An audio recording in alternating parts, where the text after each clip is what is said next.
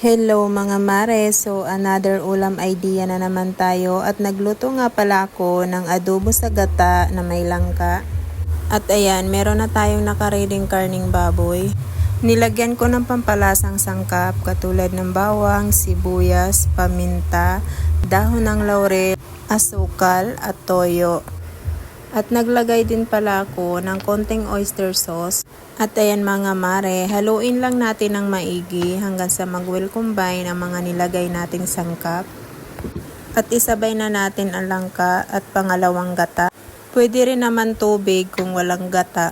At ayan mga mare, kapag ganyan na malambot na, ilagay na natin ang pangalawang gata. At ayan, naglagay ako ng sili. Depende sa'yo kung gusto mo na maanghang, lagyan mo ng sili. Ayan, hantayin natin magmantika. Sinasabi ko sa inyo mga mare, magsaing kayo ng marami kapag sinubukan nyo ang recipe na ito.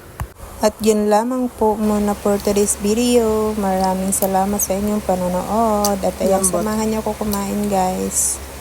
Mamantika oh. Try nyo na to, ang sarap.